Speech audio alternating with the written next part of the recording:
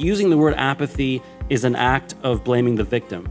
Because I believe people do care, and there's all these forces preventing people or discouraging them from taking action, and then to blame them and say, why don't you care, kind of misses the whole point and probably pushes them away even further, because deep down they know that they do care. It would be a grave mistake to underestimate how deeply ingrained disengagement is in our society. We glamorize the Nelson Mandelas and the Gandhis, but we don't glamorize the idea of individuals taking action in their own neighborhoods. It's something other people are supposed to do, and we're supposed to clap when they do it. We're born into cribs, so we start in jail, and we're told not to move around very much and just stay there, and we'll feed you if you cry, perhaps. And then we spend 15 or 20 years in our parents' homes where the democratic principle is, if you live under my roof, you live by my rules. And during that time, we also start to experience the education system where you have teachers who set the rules, and if you break their rules, they send you to the principal. And very infrequently will a teacher or a principal, unless you're in some hippie alternative school, will come down to the students and say, do you like how we're running things? Do you like the setup of the classroom? Should we be in a circle, maybe? Should we start at 10 a.m. instead of 9? Do you like the curriculum? Did you like that book we read? Should we show that to kids next year or try, what book would you like to read? We don't do that. And then, of course, from there we go into university. Same thing. How often do the administrators and deans of universities come to the students and say, how could we run this place better? They don't do that. And then from there you go into a workplace where, unless you're working in a worker co-op or you're actively involved with your union, and most union workers, I mean, a lot of folks aren't unionized, and most union workers aren't actively engaged, you just go right into this hierarchy where you're told what to do. So of course people aren't actively engaged, because we have no lived experience of anyone implying that our opinion matters. We're supposed to obey rules. You get rewarded in school and at work by being obedient. And civic engagement is all about saying, I have an idea. I have something to say. I think it's important. I'm going to say it now. I hope someone listens. And if you agree, we can do something together about it. We don't have that in the way we're raised. When the government wants you to participate in something, they make it very easy. Do I have my prop? I'll dig through my pockets here. I had a, here it is. This is a parking ticket. It's not mine. I always obey the signage. On the back, it says, if you want to pay this parking ticket, there's about 10 ways to do it. It's very easy. You can do it online. You can do it by touch-tone phone. You can use your Visa or your MasterCard. You can do it in person. You can do it by mail. But if you want the trial option, if you want to actually engage and say, wait a minute, there's a reason why I parked there, you have to go in person. Can't do it online. You can't phone. You got to go in person and wait hours in lineup to say, I'd like a trial, please.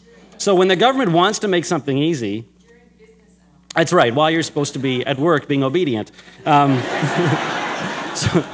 So when the government wants you to engage, they know how to make it easy. And when, if they're not actively making it easy, it's because they don't want you to engage. So, I mean, that's another cultural barrier pushing people back, which isn't apathy. You know, people feeling helpless or hopeless or alienated is not apathy. It's the exact opposite. Then you've got the problem of how the media portrays political engagement. They kind of give us two role models. One is the politician. And I mean, just in terms of pure mathematics, most of us can't become politicians because the ratio is like 1 to 100,000. So we have that. And we don't often get the most glamorizing role models. And also the media is more likely to portray or focus on the politicians who are screwing up the scandals, not the politicians who are doing amazing work. So we have one, role model here. And then you've got the radical activist.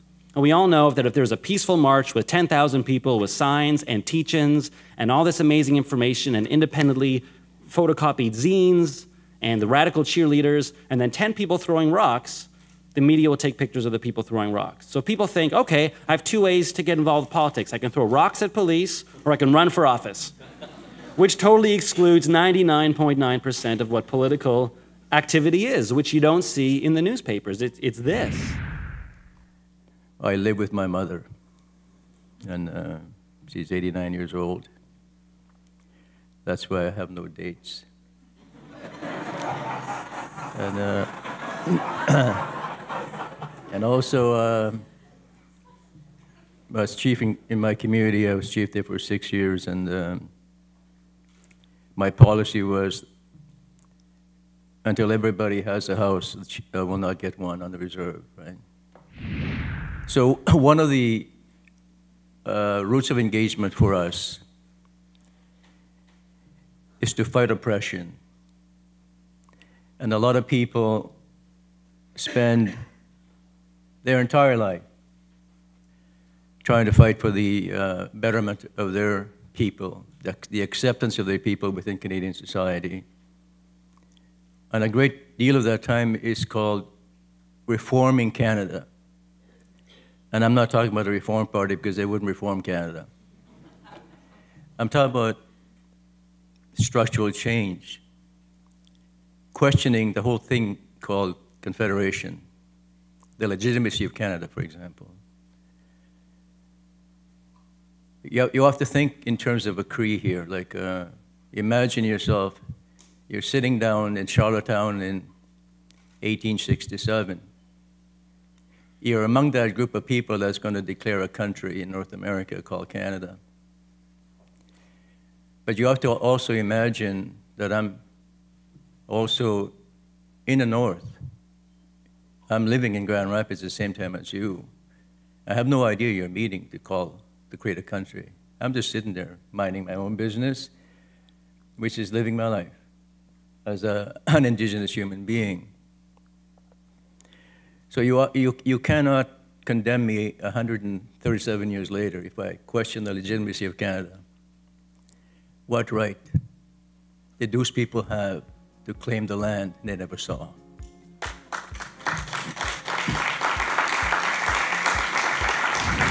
If you combine all the reserve land in this country, all the reserve land, it amounts to 0.3% of the land mass of this country. And what you also have to know is this. You think we own the reserves. We don't own the reserves. The federal government owns the reserves. All we have is the right to use and occupy those reserves. What you don't know is this. The indigenous people, the First Nations people in this country, they are landless in their homeland. That's the reality. So we spend a lot of time then in terms of engagement fighting against oppression. And this oppression is not something that happened in 1867. It's a continuing struggle. It occurs on a daily basis. Like, for example, last year, when we needed some gravel to build up some land on the reserve so we can build a few homes, we were prohibited from taking gravel off the reserve by the provincial government unless we had a permit from them.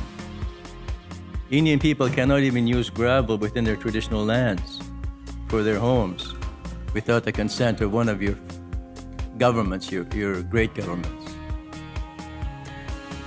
So it's always amazed me why Indian people never rebelled.